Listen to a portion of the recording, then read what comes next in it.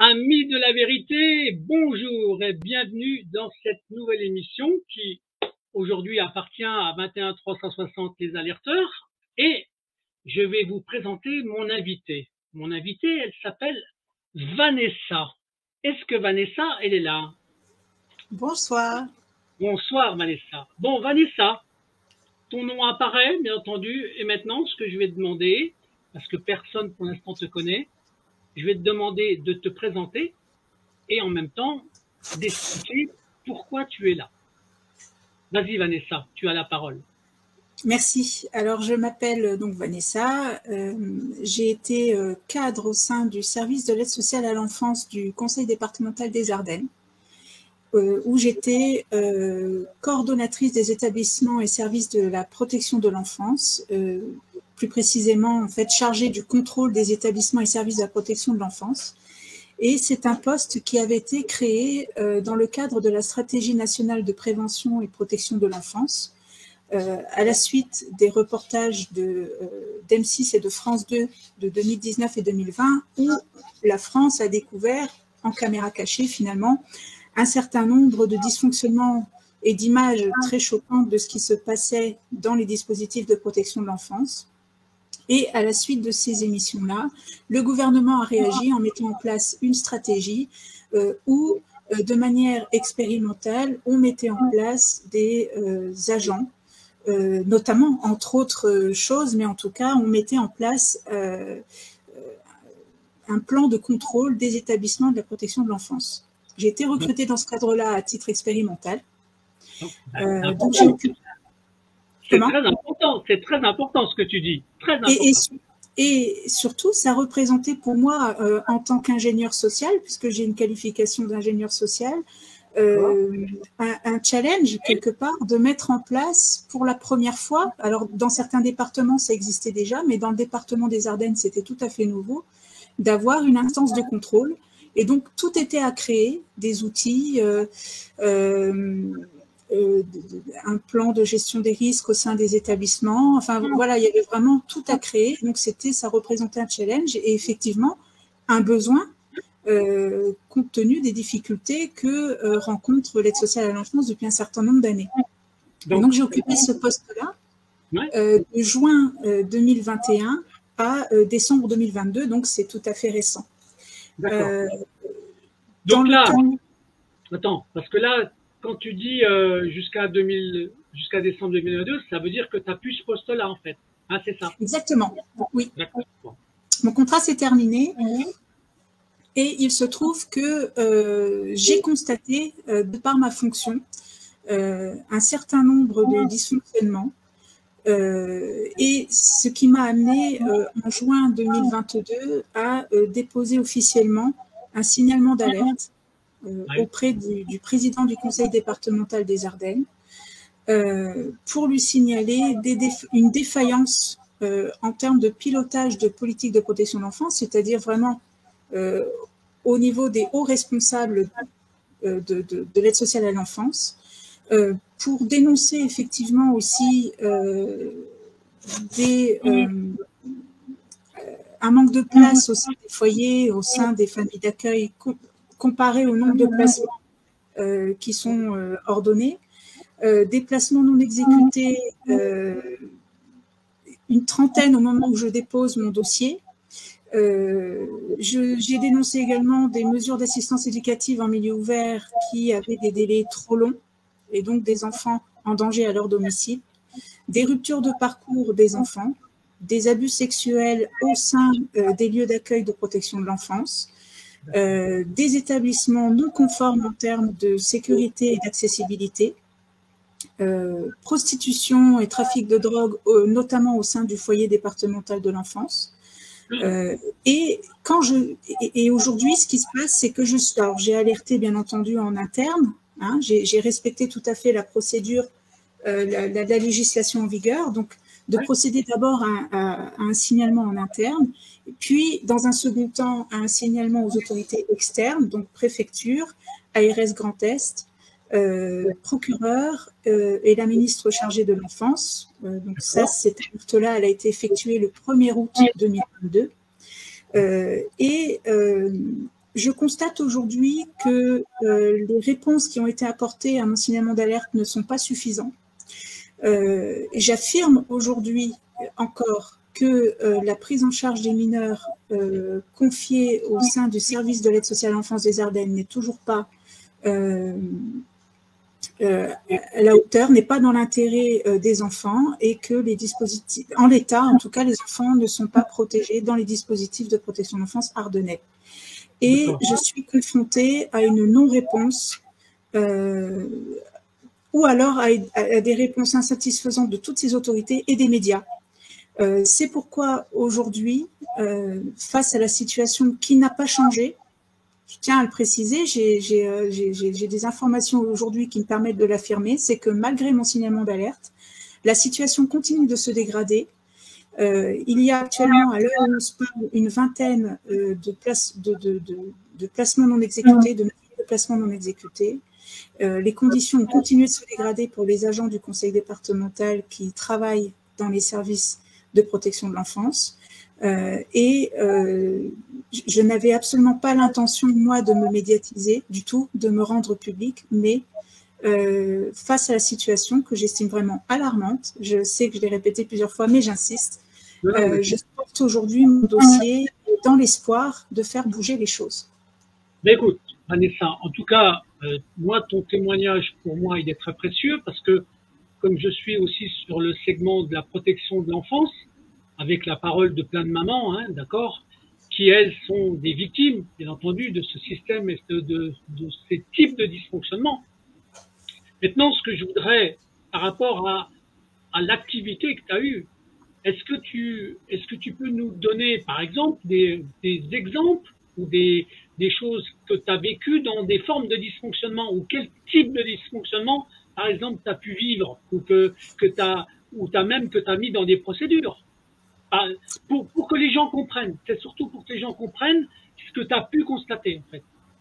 Alors, dès que je prends mes fonctions,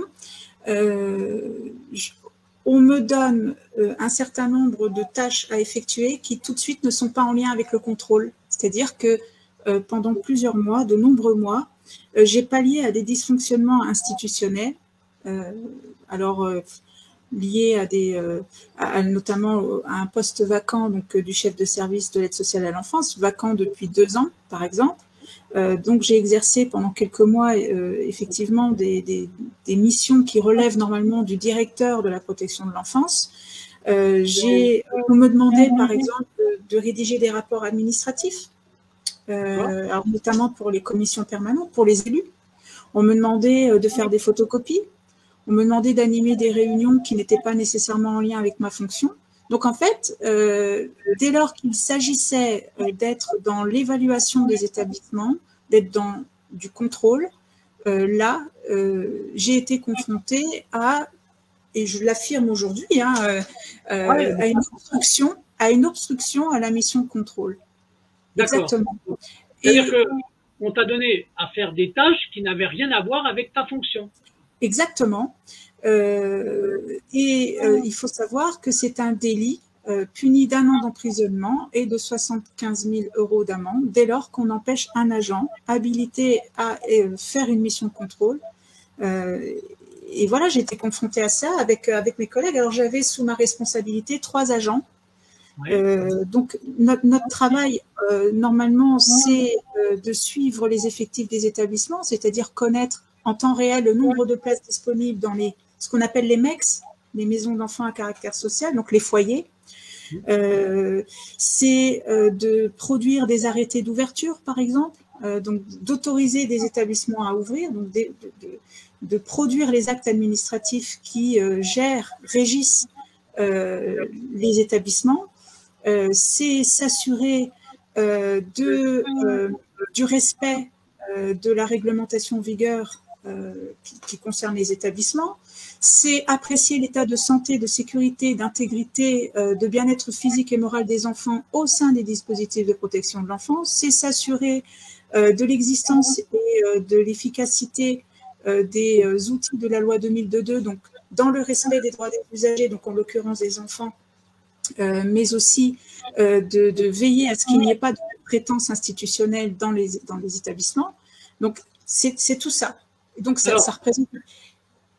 Je vais te poser une question pour que moi, à titre personnel, mais aussi pour que les gens qui nous écoutent puissent comprendre.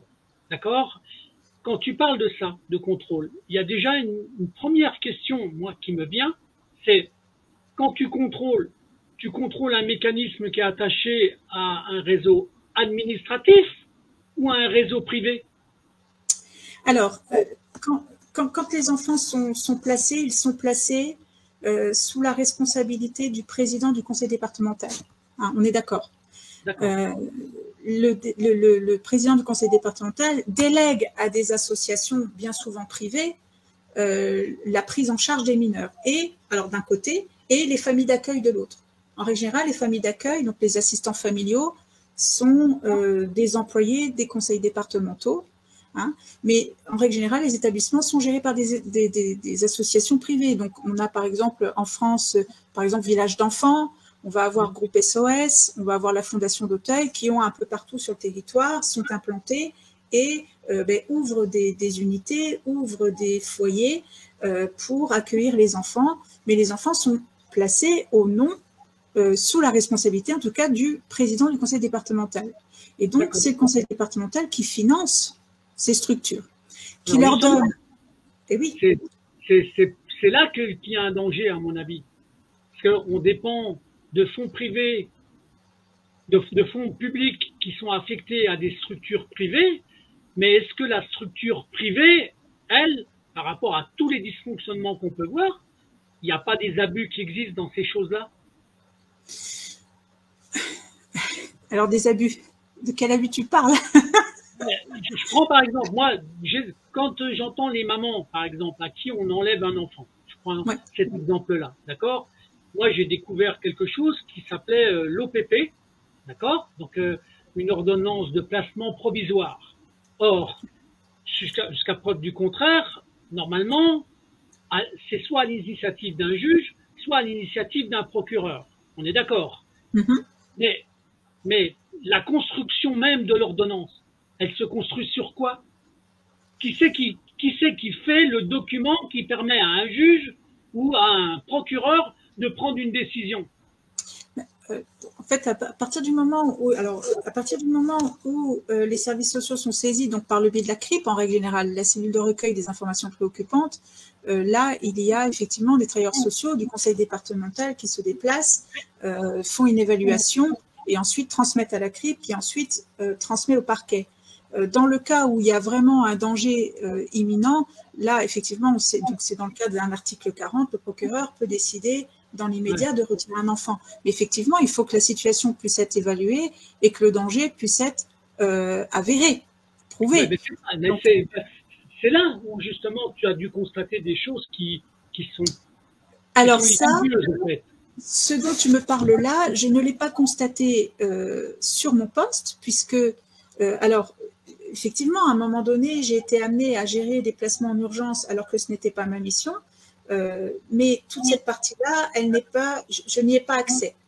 D'accord. Moi, à un moment donné, sur mon poste, en exerçant la mission du chef de service de l'aide sociale à l'enfance, on me dit il y a une OPP, il faut trouver une place en urgence.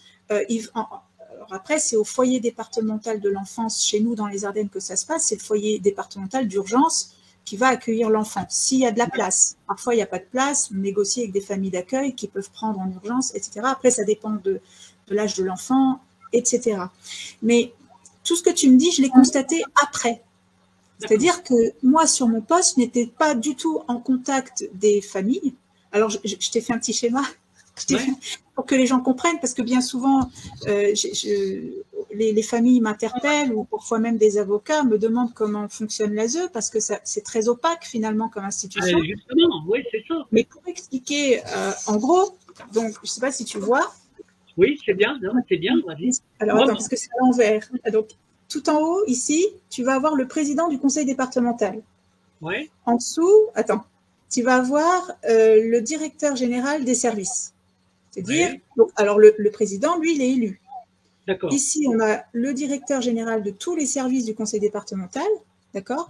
Moi, là, ici, je t'ai fait uniquement la protection de l'enfance. D'accord, ok. Ensuite, on va avoir le directeur général adjoint des solidarités et réussites, qui va gérer 3 politiques sociales. C'est les fameuses politiques sociales que les départements gèrent depuis les lois de la décentralisation. Donc, tu vas avoir une partie, tu vas avoir tout ce qui est autonomie, vieillesse, handicap, tu vas avoir tout ce qui est action sociale et direction enfance-famille, donc protection de l'enfance. Ensuite, tu as le chef de service de l'aide sociale à l'enfance ou directeur de l'aide sociale à l'enfance qui est là, hop, ici. En règle générale, il a un adjoint, d'accord? Oui. Selon les départements, il peut y en avoir plusieurs. Moi, j'étais ici. Je ne sais pas si tu vois, j'ai fait un petit carré en… Moi, j'étais là. Et parfois, j'étais amenée à faire le travail ici du chef de service. D'accord. Là, le chef de service de l'aide sociale à l'enfance et son responsable gèrent la CRIP, les établissements, les familles d'accueil, tout ce qui est mineurs non accompagnés, adoption. D'accord ? Ça, ici, cet encadré-là, on va dire que c'est le siège, un peu comme une entreprise, tu vois. Ici, on a le siège, c'est ici que se définit la politique de protection de l'enfance. C'est ici qu'en gros, les décisions en centrale se prennent, mais ensuite, elles se déclinent sur le territoire. Alors, il faut savoir qu'en fonction des départements, les services d'aide sociale à l'enfance ne sont pas nécessairement les mêmes. Hein. Chaque département organise son service un peu comme il l'entend. Enfin, voilà, il n'y a pas d'obligation. La loi ne le cadre pas, donc chaque département est différent. Mais après, après on retrouve finalement après le même fonctionnement. D'accord. Alors, je vais te poser une petite question pour que, juste avant que tu continues là. Donc, oui. Quand tu dis CRIP, oui. le sigle CRIP, le sang, donc, parce que je voudrais que les gens absorbent toutes les appellations qu'il y a par sigle. Donc, alors, on en a parlé juste avant, c'est la cellule de recueil des informations préoccupantes, c'est-à-dire que c'est là que dès lors qu'un signalement quelque part est fait, que ce soit par l'école, que ce soit par un anonyme d'ailleurs, un voisin, etc., ça peut être un médecin aussi, peu importe, c'est là que l'information arrive et à partir du moment où la CRIP, donc la cellule de recueil d'informations préoccupantes, reçoit une information de danger concernant des enfants, il y a toute une enquête qui se met en place avec des travailleurs sociaux qui vont aller à la rencontre de la famille et après ça, rendre compte, effectuer un rapport qui sera transmis au parquet. Ouais, bon. Donc, pour moi, c'est à partir de là qu'il y a un maillon qui est blessant. D'accord? Je te le dis, par rapport à ce que moi, j'ai déjà, par rapport à des témoignages que j'ai. Oui. Ce volet-là, ce maillon-là, il est très difficile à gérer. Très, très difficile. Oui. Alors après, c'est là qu'effectivement, il peut y avoir une mesure d'AEMO, hein, voilà, les mesures d'aide à domicile, etc., qui vont plus ou moins se renforcer avec le temps. Et puis, effectivement, dans les cas les plus extrêmes où le danger est vraiment avéré, on a le placement. Alors après, les placements abusifs, on pourra en parler après, mais effectivement, voilà. Mais en tout cas, voilà. Ça, moi, je suis en centrale, je suis au siège de l'ASE. Et après, cette politique de la protection de l'enfance qui se décide en centrale, elle est déclinée, elle est appliquée sur les territoires. Alors, dans les Ardennes, encore une fois, selon le département, ça ne va pas être forcément la même chose, mais dans les Ardennes, le territoire il est découpé en 4 et on va retrouver sur le territoire ce qu'on appelle alors des maisons des solidarités, ou alors je sais qu'elles ont parfois d'autres dénominations dans d'autres départements, mais en tout cas, c'est là où les familles sont censées être accompagnées proches de leur domicile. Tu vas avoir donc effectivement un cadre qui va gérer sur le territoire la fameuse MDS, Maison des Solidarités. Ensuite, on va avoir le cadre qui va être chargé de la mise en œuvre de la politique de protection de l'enfance. D'accord ? Ensuite, en règle générale, il a 1 ou 2 adjoints en fonction de la grosseur du territoire. Et ensuite, on a les éducateurs suivis de placement tout en bas. Et ça, c'est important pour les gens de le comprendre, pour les familles notamment, parce que quand l'éducateur suivi de placement, c'est lui qui a le rôle le plus important finalement pour l'enfant. Il est le garant du parcours de l'enfant. Alors, ils sont éducateurs, hein, généralement, ou ils peuvent être assistants sociaux de formation. Ils ont forcément un diplôme d'État. et ils sont chargés de faire l'interface entre le juge, la famille et toutes les instances qui gravitent autour de l'enfant. C'est eux qui rédigent des bilans de mesures, qui rendent des comptes aux juges, qui écrivent aux juges, et c'est eux qui sont censés accompagner les familles. Ce qu'il faut bien comprendre, c'est que les éducateurs suivis de placement ont des fiches de poste qui sont pas adaptées par rapport à ce qui est leur demandé. Je m'explique. C'est-à-dire que les éducateurs suivis de placement, normalement, ils doivent accompagner la famille pour qu'elle puisse régler leurs problèmes. Le but du jeu, c'est que les familles récupèrent l'enfant. Normalement, c'est ça. La loi, c'est ce qu'elle dit. Le placement, il doit être temporaire. Il ne doit pas être définitif. Et une famille qui rencontre des difficultés, peu importe les difficultés, hein, mais le juge, normalement, dit on place votre enfant pour telle et telle difficulté.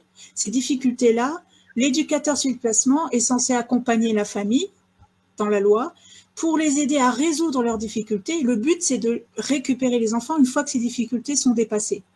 Or, dans les faits, ils n'ont pas les moyens d'accompagner les familles. Tu sais que moi, j'ai découvert ça après, hein, il y a quelque temps. On m'a mise quand tu dis ils n'ont pas les moyens, c'est-à-dire ils n'ont pas les moyens intellectuels ou les moyens techniques? Les moyens, je dirais, techniques de temps. C'est-à-dire qu'un éducateur de placement, en moyenne, il est entre 35 et 40 enfants à suivre. Ah oui, d'accord. Ouais, c'est énorme. Donc, ça veut dire convoquer les parents, faire des entretiens réguliers avec les parents. Ça veut dire, quand il y a un problème avec l'école, faire des réunions avec l'école.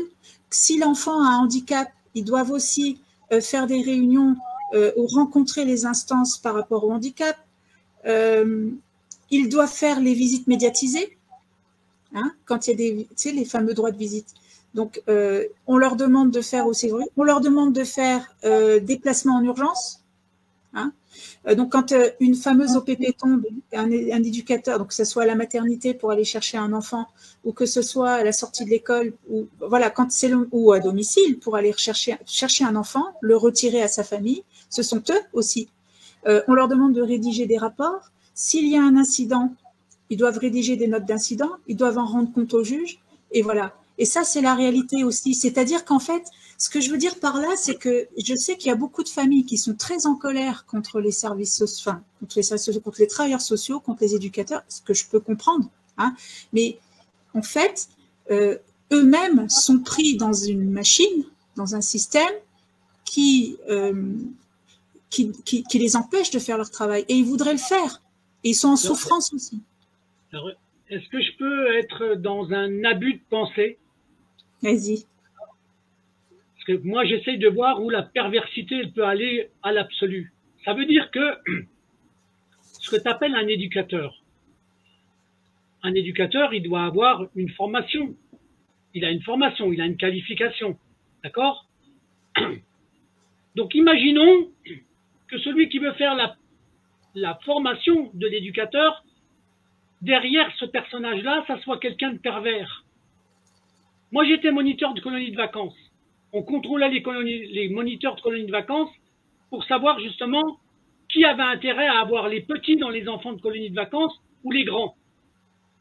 Et il y avait ce qu'on appelle des contrôles psychologiques de la personne. D'accord? Est-ce que ces gens-là, justement, il y a des contrôles? Parce que tu peux très bien tomber sur... c'est une suspicion que je fais. J'essaye d'amener une clé de possible à des déviances, à des perversités qui sont attachées justement à ces éducateurs. Est-ce qu'ils sont vraiment contrôlés, ces gens-là, dans leur vie? Est-ce que ce sont des pères de famille? Est-ce qu'ils sont bien mariés? Est-ce que ce sont des homosexuels? Est-ce que ce sont des pédophiles? Est-ce qu'ils sont contrôlés? Alors, pas à ma connaissance. Normalement, c'est-à-dire que c'est pas aussi simple que ça. Moi, ce que je dirais, c'est que c'est l'institution qui est perverse. C'est-à-dire que, et ça, c'est pas propre aux Ardennes. Hein. Ce que je dis là, c'est-à-dire que je l'ai constaté. Alors déjà, parce qu'il y a suffisamment de personnes aujourd'hui qui en parlent, hein, que ce soit des psychologues, que ce soit des avocats aussi qui témoignent, ou des professionnels qui ont été victimes de harcèlement, etc. pour moi, le dispositif de protection de l'enfance, cette administration-là est fondée sur de la manipulation perverse. Et j'ai connu des éducateurs, j'ai aussi parfois été témoin d'éducateurs suivis de placement qui faisaient très bien leur travail, qui étaient vraiment dans une logique d'accompagner les parents et parfois de préconiser des retours à domicile à qui, alors parce que c'est ce que je te montrais là et c'était important de le faire. Ouais. Il a une hiérarchie et quand il fait un rapport au juge, il doit soumettre à sa hiérarchie ses conclusions. Et, oui, si ça ne convient pas à la hiérarchie, le cadre peut modifier la conclusion. Et moi, j'ai été témoin et j'ai aussi vu ça. J'ai vu des éducateurs suivis de placement qui préconisaient un retour à domicile, mais son cadre, sa hiérarchie le refusait, mettait une conclusion contraire. Et oui, je pense, parce que j'ai essayé de comprendre moi aussi, oui. Je pense que là, il y a des logiques qui nous dépassent. C'est-à-dire et ça dépasse aussi aux éducateurs suivis de placement. Oui. Maintenant, pour répondre un peu plus profondément à ta question, parce que, comme je te l'ai dit, j'ai eu besoin, moi, de comprendre. Parce que ce que j'affirme, ce que j'ai vu, et je ne comprends toujours pas à l'heure actuelle, pourquoi la loi, à tous les niveaux, que ce soit la réglementation des établissements, que ce soit l'accompagnement des familles qui n'est pas respecté, que ce soit donc, tous ces placements abusifs, et on en parlera après, j'imagine, je me suis demandé pourquoi la loi n'était pas appliquée. Elle n'est pas appliquée, la loi. Oui. Pourquoi? Mais c'est la France, c'est ça. La France, dans plein de domaines, n'applique plus les lois. Alors, pour moi, concernant l'aide sociale à l'enfance, il y a j'ai identifié en tout cas, trois motifs.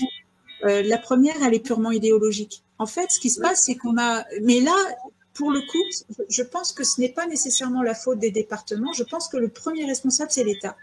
Parce que le dispositif de protection de l'enfance tel qu'on le connaît, c'est construit sur des bases, et ça va te parler, notamment par rapport à Marion Sigaud. Il faut savoir que le travail social tel qu'on connaît aujourd'hui, le dispositif de protection de l'enfance tel qu'on connaît aujourd'hui, tire finalement son origine de l'hôpital général. Ah ben voilà. Donc, et là, on invite les personnes qui nous écoutent à prendre connaissance des travaux de Marion Sigaud par rapport à l'hôpital général, qui était un lieu, tout simplement, c'était une institution pédocriminelle qui couvrait un vaste trafic d'enfants corrompus, de détournement de fonds, etc. Bon, eh bien, c'est là-dessus, c'est les bases, c'est les fondements de la politique de protection de l'enfance française d'aujourd'hui, puisque alors ça a été en deux temps. On a d'abord, effectivement, la première étape, c'était l'hôpital général, mais ensuite, au moment de la Révolution, l'enfant devient la priorité, quelque part, l'espoir de la République. L'éducation devient un enjeu de société et non plus seulement de la famille. Et là, les Lumières vont récupérer les bases, ces fondements-là, et construire une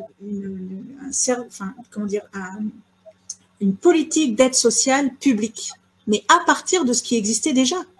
Et donc, finalement, c'est dans les gènes. C'est dans les gènes de l'institution. Le deuxième motif la deuxième raison, en tout cas la cause que j'ai identifiée, c'est, et ça on est nombreux à le dénoncer, financier. Hein, il y a une logique derrière de marchandisation, elle est indéniable. Et là aussi, c'est vrai que je me pose un certain nombre de questions. J'espère qu'on aura les réponses. En tout cas, je les pose ces questions. Je me demande pourquoi une collectivité, un département dispose d'un numéro de sirène. Me pose la question. Toi, je sais que tu as travaillé là-dessus. Je me demande pourquoi les départements font partie de la plateforme RSE. Non, mais alors, tu vois, là, quand tu dis ça, d'où la future émission que je vais avoir sur une web TV qui s'appelle Alliance du Peuple, donc où j'ai une émission qui va apparaître à partir du mois d'avril qui s'appelle L'enfant, un business pas comme les autres, pour bien faire comprendre que l'enfant, c'est du business. D'accord? Oui. Alors, il y a les services sociaux, mais il y a tout le reste. Et tu verras que, au fur et à mesure qu'on développe, au fur et à mesure qu'on a des enquêtes, qu'on a des recoupements, des recollements, on s'aperçoit que toutes les choses sont liées. Il y a un lien entre toutes les choses. Et donc, le dysfonctionnement que tu constates, il est attaché à des autres dysfonctionnements qu'il y a en amont ou en aval. Mais ça, c'est certain. Et c'est ça qu'il faut continuer de dénoncer. C'est pour ça que je suis content qu'aujourd'hui, toi, tu nous parles déjà de ce que tu constates, de ce que tu as constaté, ce que tu as vu dans ton activité, qui ne fait que compléter des maillons qu'on a déjà découverts. Mais l'ASE, nous, on en entend parler partout en France, d'accord? On entend parler de plein de dysfonctionnements. Encore faut-il avoir des personnes qui, au sein même de l'ASE, soient capables de les exprimer. Et par rapport à ce qu'ils ont constaté. Donc voilà, continue, je t'ai coupé la parole. Et la dernière cause, pour moi, elle est moins évidente et je pense qu'il est réellement là l'enjeu, ce sont les trafics d'enfants, alors trafic sexuel.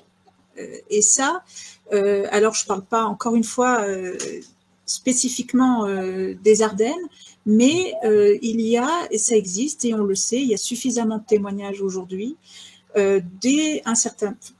un trafic, à mon avis, à grande échelle, d'enfants. Et on le sait, les enfants disparus, etc. Alors moi, par rapport à ça, là où je me questionne vraiment, c'est par rapport aux fugues. Alors, j'ai été témoin à plusieurs reprises sur mon poste de mineurs en fugue qu'on ne recherche pas, qu'on ne déclare pas. Alors, dans les Ardennes, par exemple, c'est vrai que c'est assez incroyable. On a un protocole départemental de fugue qui date de 2014 où les différents établissements et même les familles d'accueil sont censés déclarer les fugues. Alors, elles le font, globalement, elles le font auprès des services de police. Et encore que, parce que j'ai été amenée à déposer plainte en même temps que le dépôt de mon signalement d'alerte en juin 2022. Et j'ai reçu, en discutant avec des policiers, des confidences de leur part, me disant que, bon, ils ne sont pas toujours alertés non plus, hein, lorsque les enfants sont en fugue. Et alors, ils m'ont même raconté que quand ils trouvent un enfant dans la rue qui est en fugue et qu'il s'agit de les emmener, de les ramener dans le foyer où ils sont, parfois ils refusent. Hein. Des mineurs qui, quand ils sont ramassés par la police, supplient la police de ne pas les ramener dans le foyer. Alors, parfois préféreraient qu'ils les ramènent à leur domicile. Et là encore, je me souviens notamment d'un policier qui était cadre, qui m'a dit parfois ils préfèrent se prendre une mandale à domicile de parents maltraitants que de retourner au foyer, tellement les conditions de prise en charge sont difficiles. Alors, ça rejoint, écoute bien ce que je vais te dire, parce que je ne peux pas publier tout ce que j'ai, d'accord? Mais ce que je trouve terrible, c'est justement l'entretien de certains enfants qui sont captés en audio pour voir ce qu'ils racontent. Tu as des enfants, comme tu dis, au lieu de, quand ils demandent de ne pas retourner dans un foyer, de ne pas retourner là où ils sont, le gamin, il préfère même mourir. Oui. Quand tu entends ça en audio ou en vidéo, mais tu dis, mais on est dans quel monde? Quel monde on est? J'ai en ma possession, parce que bien évidemment, j'ai fait des sauvegardes de tous les documents que j'ai eus entre les mains. Et voilà, et j'ai fait des sauvegardes aussi de mes boîtes mail avant de partir. Bien entendu, c'était dans le cadre de mon signalement d'alerte. Alors, j'ai pas pu me servir de tout, malheureusement. Et d'ailleurs, j'ai beaucoup d'amertume par rapport à la manière dont le signalement d'alerte s'est déroulé. Mais bon, ça, c'est une autre histoire. Mais on ne sait pas en temps réel, combien il y a de fugueurs, par exemple. En centrale, personne. C'est-à-dire que si là, tout de suite, on demande au président du conseil départemental combien, parmi les enfants qu'il a sous sa responsabilité, sont en fugue, on est incapable de le dire. Incapable. Mais tu sais pourquoi on est incapable? Est-ce que tu sais que à partir du moment où tu ne peux pas sortir de chiffres, ils se protègent eux-mêmes? Si le département était capable de dire combien il y avait de fugues mais ça voudrait dire que justement, c'est le dysfonctionnement qui provoque la fugue. Et ça, ils n'en veulent pas. Donc, alors, pas d'analyse. Écoute, tu sais, la semaine dernière, on m'a livré un témoignage d'une jeune fille qui était en fugue. Donc là, pour le coup, dans le département des Ardennes, c'est quelque chose, c'est un témoignage que j'ai recueilli par chez moi. Une jeune fille qui était en fugue et qui, durant sa fugue, et malheureusement c'est courant, se fait violer en pleine rue. D'accord ? Et elle était restée en contact avec la famille. Alors, il se trouve qu'elle était placée dans un foyer, mais auparavant, elle avait été prise en charge, elle vivait dans une famille d'accueil. Elle était restée en contact avec eux. Et ils l'ont, quelque temps plus tard, revue et demandé des nouvelles, et elle leur raconte que durant une fugue, elle se fait violer, etc. Elle a le nom de la personne qui l'a violée, elle sait où il habite, etc. Et la famille d'accueil lui demande « Mais pourquoi tu n'as pas porté plainte ?» Elle a répondu « Parce que les gendarmes m'auraient ramenée au foyer, ce que je ne voulais pas. » Ça, c'est, tu te rends compte quand tu entends ça, t'imagines la nana, ce qu'elle a pu déjà subir au foyer. Et elle est tombée enceinte suite à ça. Ouais. Donc, alors, elle est enceinte de suite d'un viol. Mais, et alors les parents, ces anciens parents adoptifs ou en tout cas éducateurs, est-ce qu'ils sont venus en soutien d'elle ou pas? Bien souvent, et ça c'est quelque chose que j'ai constaté, bien souvent les parents ne sont pas au courant. Ouais. Quand les parents sont au courant, c'est parce que le jeune ou la jeune en aura parlé à ses parents. Ouais. Et quand le parent interpelle les services sociaux, on a des éducateurs qui vont dire aux parents ben, « vous n'avez qu'à porter plainte ». Oui, mais ça c'est… Voilà. Mais alors, c'est très facile de dire ça. Pourquoi? Parce que quand tu sais que 99% des plaintes sont classées sans suite, hein, il faut pas se demander pourquoi. C'est pas la peine de se demander pourquoi. Hein. Ça fait partie du fonctionnement des déviances. Maintenant, on a dit qu'on allait parler des abus, justement. D'accord? Des abus. Qu'est-ce que toi, parce que, mine de rien, ça se passe bien l'entretien, mine de rien. Hein? D'accord? Ça va. Donc toi, au niveau des constats d'abus, est-ce que tu as constaté des mécanismes dans les abus? Ou en tout cas des abus, est-ce que tu considères que tu en as constaté? C'était mon quotidien, c'est-à-dire que les établissements ont l'obligation légale de transmettre à l'autorité administrative, pour le coup le département, aux financeurs, quoi, hein, de signaler tout incident. C'est ce qu'on appelle les événements indésirables. Alors ça existe aussi dans le domaine de la santé, dans les hôpitaux, etc. Oui. Un événement indésirable, ça peut être une panne de chauffage, ça peut être une inondation, ça peut être une crise d'un enfant, ça peut être un abus sexuel, par exemple. Bref, un incident, d'accord? Et alors, il faut savoir que ce n'est pas encore rentré dans la culture des établissements hein, de signaler.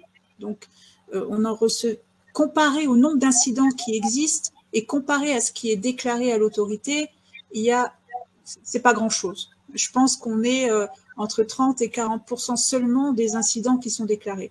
Alors, bien souvent, ce que les établissements disent, c'est on n'a pas le temps parce que quand on a une crise dans l'urgence, etc., ben, c'est sûr, et je les comprends. Il y a une urgence, il y a quelque chose, il y a une crise. C'est sûr que ça ne viendra pas à l'idée, pendant qu'il y a quelqu'un qui essaie de neutraliser un jeune ado en crise, d'appeler ou d'envoyer un email. On est bien d'accord. Mais bon, ils ont quand même 48 heures pour les déclarer. Après, je te parlerai d'autres choses que j'ai constatées par rapport à justement à ces fondations privées qui gèrent, parce que je pense quand même qu'il y a un souci par rapport à ça, c'est que les fondations privées, malgré tout, elles ont la main. Je pense que c'est une cohabitation avec le département qui n'est pas simple. Alors ben, finalement, comme j'y suis, je vais jusqu'au bout, c'est-à-dire que par exemple, je l'ai constaté avec la Fondation d'Auteuil, c'est pas du tout, je veux dire, en tout cas c'est comme ça, c'est un fait. Ils disposent en interne, cette fondation-là, déjà d'un logiciel, d'une plateforme des incidents. C'est-à-dire que ils remontent au siège de la Fondation d'Auteuil leurs incidents, mais donc ils déclarent quasiment de manière systématique, tandis que nous, le département, le financeur, on n'a quasiment pas. Tu vois ce que je veux dire? On nous déclare pas à nous. Mais le discours, c'est mais en gros, on va déclarer 2 fois. Donc, il y a un problème à ce niveau-là, c'est-à-dire que le département, quelque part, est en retard. Alors, je ne sais pas si c'est une question de législation, mais en tout cas, on n'a pas la main sur ce qui se passe dans les établissements. En revanche, finalement, les fondations, alors c'est vrai aussi avec le groupe SOS, hein, ils ont aussi leur propre dispositif interne, ils ont leur propre plateforme qui gère ça, mais nous, le département, du coup, c'est bien gentil, mais quand on est le financeur, on ne sait pas vraiment ce qui se passe et on n'a pas accès à ça. Alors, ce qui est drôle, c'est qu'à partir du moment où tu es financeur, rien n'empêcherait d'imposer aux financeurs d'avoir les copies des informations. Alors après, ça... Parce qu'autrement, mais franchement, Vanessa, s'ils mettaient ça en place en leur disant si vous nous envoyez pas les informations, on vous coupe les vivres, crois-moi, ça se ferait. Mais si ça se fait pas, mais non. C'est qu'il y a des raisons. Et c'est ça, c'est pour ça, moi j'ai vraiment, et c'est ça que je ne comprends pas et que je dénonce, c'est-à-dire que pour moi, ce n'est pas qu'une question de moyens. Je pense qu'il y a réellement un problème de volonté. Ben, bien sûr. C'est un problème de volonté. Je veux dire, on ne peut pas dire aujourd'hui, j'ai pas les moyens. Là, pour le coup, il y a des agents qui sont là pour faire le contrôle. Nous, on ne demandait qu'à faire notre travail, mais s'il n'y a pas non plus le département, si le département ne tape pas du poing sur la table et ne s'affirme pas en tant que financeur et puis de toute façon c'est la loi, de faire respecter la loi à ces établissements privés, bah, je veux dire, tu peux rien faire. Tu peux rien faire. Je vais être brut dans ce que je vais te dire là. Mais quand je dis je vais être brut, je vais être brut. Si ça se met en place, si ça se met pas en place, c'est que derrière, tu as des puissances que tu n'imagines même pas. Et notamment les réseaux de la pédophilie. Faut pas oublier ça. Et moi, quand je l'affirme, c'est moi qui l'affirme, c'est pas toi. C'est moi qui le dis. D'accord? Parce que je l'ai constaté dans des émissions, dans des abus. J'ai même eu l'occasion de faire parler à un jeune qui est devenu un adulte, qui racontait comment, avec les services sociaux, il avait été victime de la pédophilie. Il s'appelle Vince. D'accord? S'ils ont envie d'aller voir son témoignage, il est en vidéo en ligne. On m'a pas attaqué pour diffamation pour ça. Mais lui, il l'accuse, il l'a dit, il a raconté ce qu'il avait vécu. Et il y en a combien d'autres qui peuvent le faire maintenant? Tu vois? Donc ça veut dire quoi? Ça veut dire que ce que tu constates ou tu te poses la question, mais il y a des fois, le fait de se poser la question, même si on n'a pas le droit de déduire, on a le droit quand même de supposer certaines choses. Je me suis posé ces questions. Je me les suis posées parce que, déjà par rapport aux fugues, tu sais que alors que j'étais en poste, j'ai entendu 2 fois. J'ai entendu 2 fois, en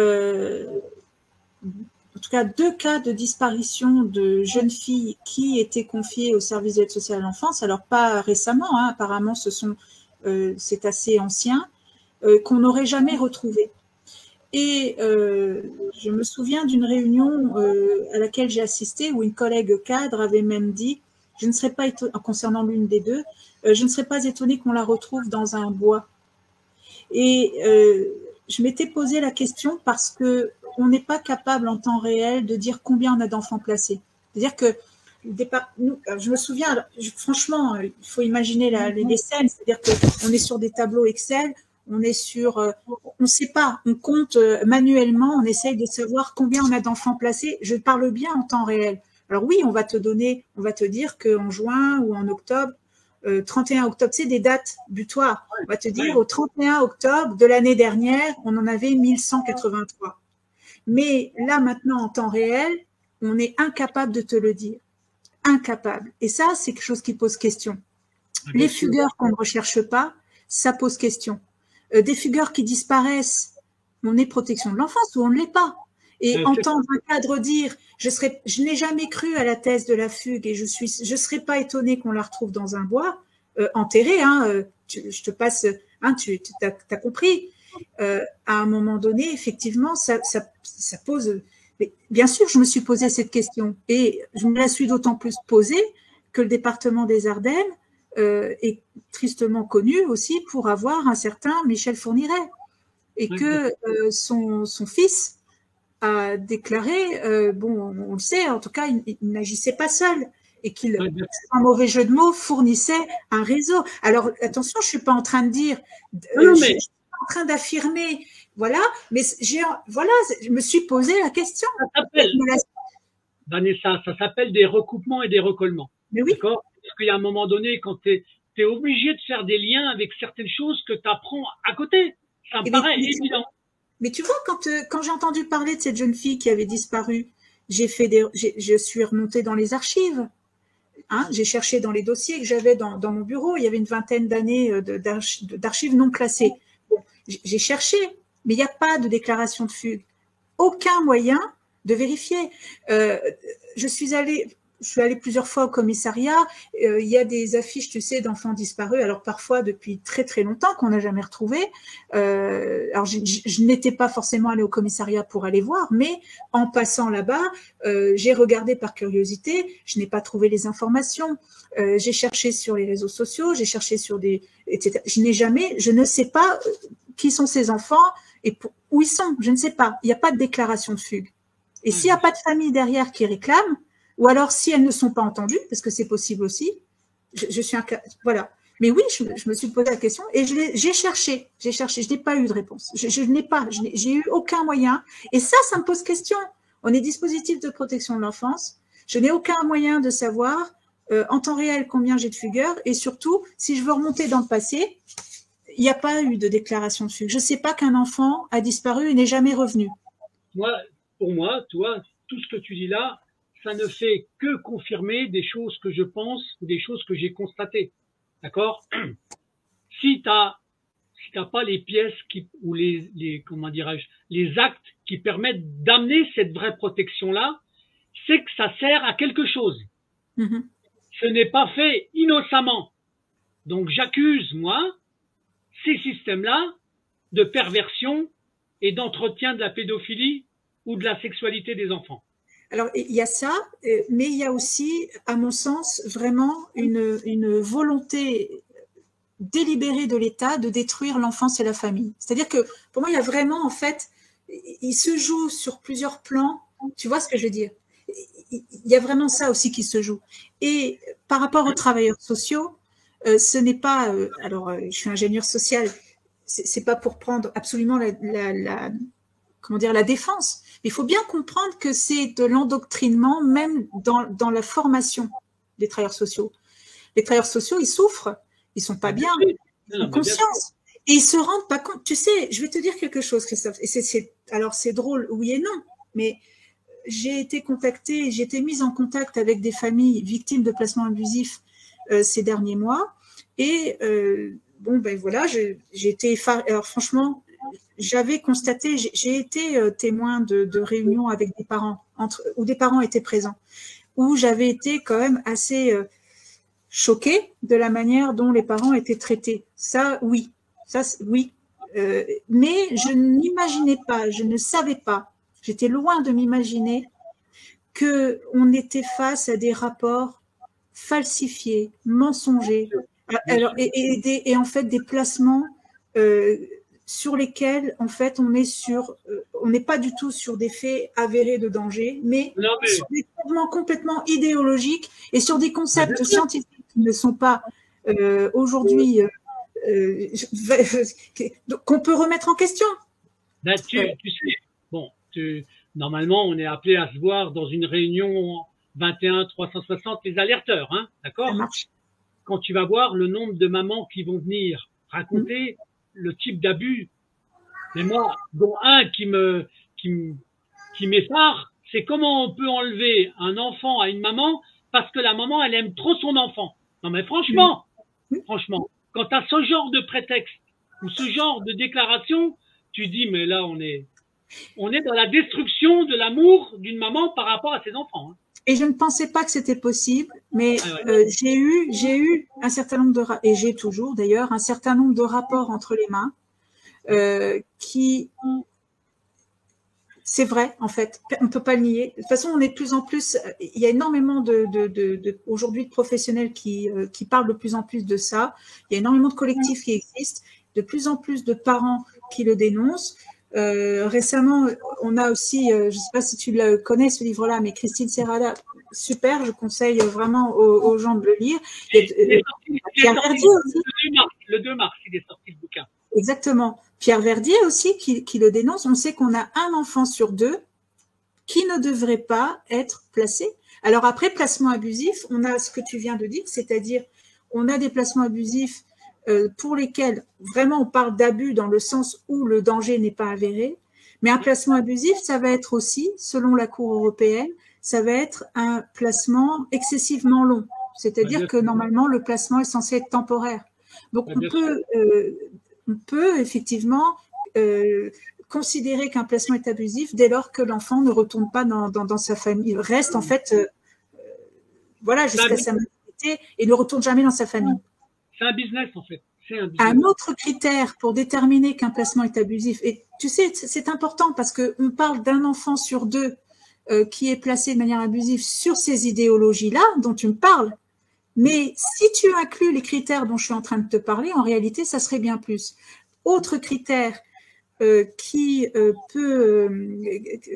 autre critère pour déterminer qu'un placement est abusif, c'est le fait qu'un enfant soit en danger au sein même d'un dispositif de protection de l'enfance. Et pour revenir à ta question juste avant, en 2021, alors c'est assez peu, mais en 2021, sur 70 événements indésirables que mon service a reçus, c'est-à-dire de déclaration d'incidents des établissements du département des Ardennes, 32% concernent des agressions ou des abus sexuels sur mineurs.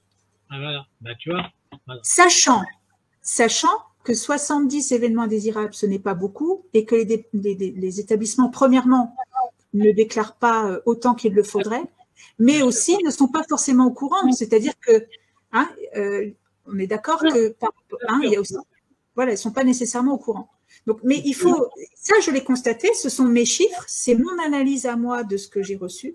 J'ai 32% d'enfants qui ont été victimes d'agressions ou d'abus sexuels, alors sans objet, tout ce que tu veux, que ce soit de l'attouchement jusqu'au viol. Donc, je sais pas si tu as vu, mais il y a une étude qui est sortie là il y a quelques jours, je crois que c'était en Seine-Saint-Denis. Pareil, c'est à peu près un enfant sur 2, si la mémoire est bonne, qui serait victime d'abus au sein pendant le placement. Voilà. Donc, ce qui est important et ce que tu fais avec moi comme émission par rapport à ce qui apparaît maintenant sur tous les réseaux sociaux, avec le nombre de mamans qui dénoncent, le nombre de professionnels, d'avocats, parce que je vais bientôt faire une émission dans la continuité de ce que tu avais fait avec un avocat qui va peut-être venir aussi au 21 360 alerteurs, d'accord? Il s'appelle Frédéric Fabre, je peux donner son nom, d'accord?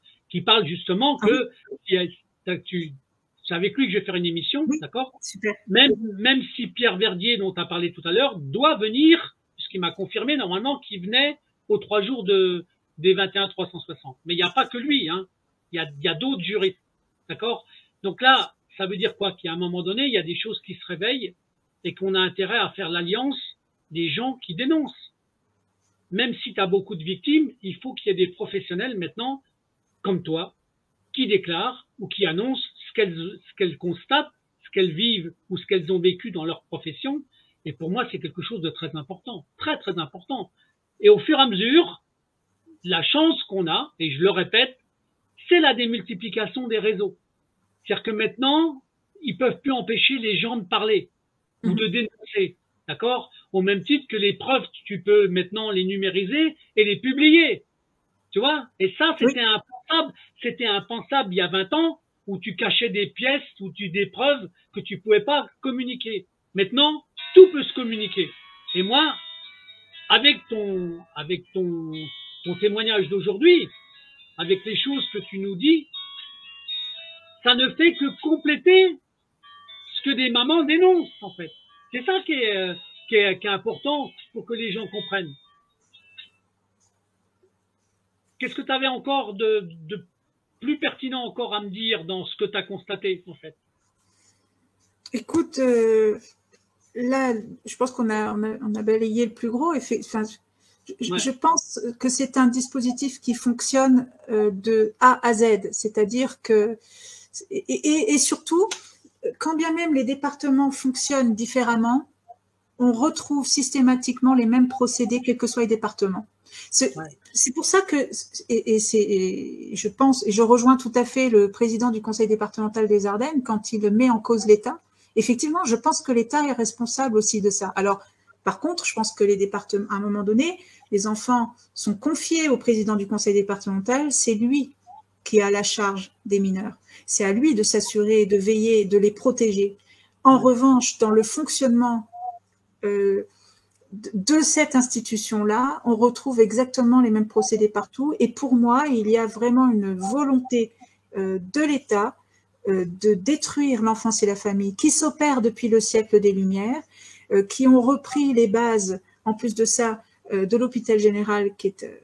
voilà, donc, je veux dire, le fondement, il est pédocriminel, on va pas le dire autrement. Pour la faire courte, on pourrait faire une émission de 3 heures là-dessus. J'ai fait des recherches, tu sais que je viens de finir d'écrire un livre, mais en tout cas, on aura l'occasion de refaire une autre émission. Mais voilà, plus détaillée, mais là, effectivement, ça peut choquer peut-être de m'entendre dire ça comme ça, sans, voilà, il faudrait développer, mais en tout cas, voilà, il y a ça. Je pense qu'effectivement, il y a une logique financière, mais qui ne concerne pas que l'enfance finalement. L'être humain est aujourd'hui une marchandise, quels que soient les domaines, et par contre, et ça, je crois que c'est le souci, et c'est ce qui peut expliquer pourquoi tout est étouffé tout le temps, etc. Bon, c'est les réseaux pédocriminels. On sait très bien que les grandes affaires, comme Fourniret, comme Dutroux, etc., n'agissaient pas seuls, et c'est sans doute le même réseau, mais avec finalement des strates différentes, des niveaux différents, mais c'est sans doute le même au niveau mondial. C'est ce que je pense. En tout cas, écoute, tu vois, on arrive au terme d'une heure d'émission. Tu vois, donc là, si j'avais à te demander une forme de morale de fin d'émission, d'accord, là, pour même si on aura l'occasion de refaire des émissions, bien entendu, ne t'inquiète pas. Surtout qu'après nos réunions 21-360, que je rappelle, parce que tu fais partie des invités conférencières, ne l'oublie pas. Donc, et tu auras l'occasion de rencontrer Marion Sigaud, tu auras l'occasion de rencontrer Chloé Framery, donc des animateurs plus des juristes. Tu vois, donc ça veut dire que ça sera très important. Mais là, si on avait une conclusion à faire par rapport à une morale ou je sais pas, ou une espérance, tu aurais à dire quoi avant que je lance le petit générique de fin en fait? Alors, déjà, je souhaiterais vraiment rappeler, et c'est important pour moi et par rapport à ma procédure qui est en cours, c'est que je ne souhaitais pas me rendre public. Voilà, mais c'est trop important parce que les enfants, c'est notre avenir. On n'en a pas discuté, mais effectivement, on pourra en parler aussi. C'est-à-dire que cette idéologie dont on parle de destruction de l'enfance, elle s'opère aussi dans le système scolaire. Et donc, là, c'est absolument... Voilà. Donc, je crois que l'heure est grave et que plus que jamais, il faut que le peuple reprenne sa souveraineté et défende ses enfants. Ça me fait penser, tu sais, à la Marche rouge. Je pense que tu l'as lu. Les Parisiens s'étaient levés, ils s'étaient battus, ils avaient fracassé les enleveurs d'enfants. Et alors, j'appelle pas à la violence, bien entendu. Mais je crois qu'il est temps que maintenant les Français se rendent compte que il est temps, en tout cas, d'agir maintenant, parce que on est en train de détruire l'humanité, on est en train de détruire l'enfance. Le dispositif de protection de l'enfance, quel que soit ce qu'on en pense, est défaillant à tous les niveaux. Il n'y a pas une instance qui n'est pas défaillante, il n'y a pas un aspect de la protection de l'enfance qui n'est pas défaillante. Et pour moi, c'est volontaire. Et je voudrais dire aussi que on n'est pas tout seul, on a un réseau, on est de plus en plus nombreux à s'élever. C'est ce qui aujourd'hui aussi me conforte dans ma prise de parole. Et je te remercie, Christophe, de me l'avoir donné. Et j'espère que ça contribuera à faire avancer les choses. Voilà, justement. Tu vois, j'ai fait exprès de mettre une petite bannière en plus en dessous, d'accord? 21-360, les alerteurs, rendez-vous le 31 mars, 1 et 2 avril. Mais regarde bien ce qui a marqué. Parce que toi, l'enfant, tu es l'avenir du monde. Tu vois? Rien que ça, c'est ce qui va fédérer. Pourquoi? Parce que le fait qu'on fasse du mal aux enfants, on fait du mal à l'avenir de notre monde. Bien sûr. Et ça, je pense que l'enfant, c'est ce qui peut réveiller toutes les consciences humaines. Et tu fais partie des gens qui provoquent ce réveil. Donc, c'était le mot de la fin, ma petite Vanessa, pour aujourd'hui. Merci. Hein? Donc, on est appelé à se revoir très bientôt. D'accord? Ça marche. Donc, je vais couper l'enregistrement, j'envoie le générique de fin et je te recontacte très rapidement. D'accord? Très bien. Bonne soirée à tout le monde. Merci. Merci.